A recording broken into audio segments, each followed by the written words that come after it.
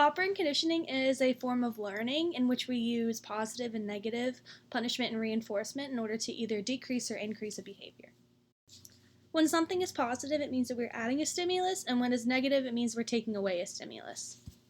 So for positive reinforcement, we're going to be adding a stimulus in order to increase a behavior. So reinforcement means we are increasing a behavior, and positive means that we are adding a stimulus. For this, so if our child is doing chores, we are going to give them candy, so that positive stimulus increases the behavior and reinforces that behavior of doing chores. So for negative reinforcement, we are going to be taking away a stimulus in order to increase the behavior, because negative, we are taking away a stimulus, and reinforcement, we are increasing a behavior. So for example, say we want to reinforce that our child is getting good grades. So we're going to not let them have to do chores for a day or a few days. So that would be an example of taking away an adverse stimulus, which was doing the chores. So taking away something in order to increase the behavior of getting good grades. So that would be negative reinforcement. So positive punishment, that would be adding a stimulus, usually an adverse stimulus, in order to decrease the behavior. So punishment, we're trying to decrease the behavior. So for this, so an adverse stimulus, back when parents used to spank their children, so spanking, that would be adding an adverse stimulus. So spanking is a good example of positive punishment because you're adding that adverse stimulus in order to decrease a bad behavior.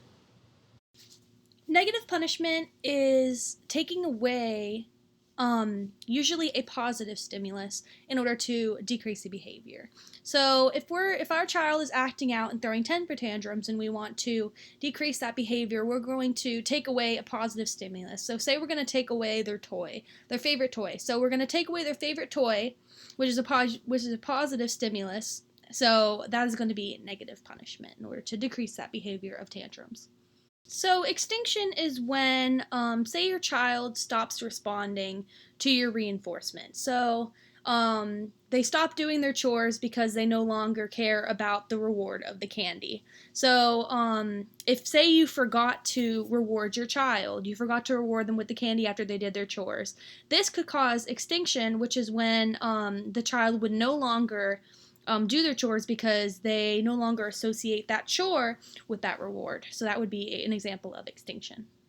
An example of a negative punishment that did not work when I was a child was taking away so a positive stimulus in order to decrease one of my behaviors.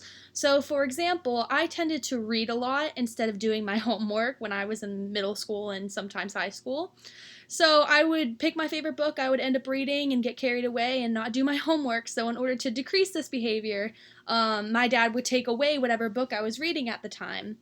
And unfortunately, this did not work for me because I had a Kindle, a secret Kindle, so I could always have my books, no matter if they got taken away or not.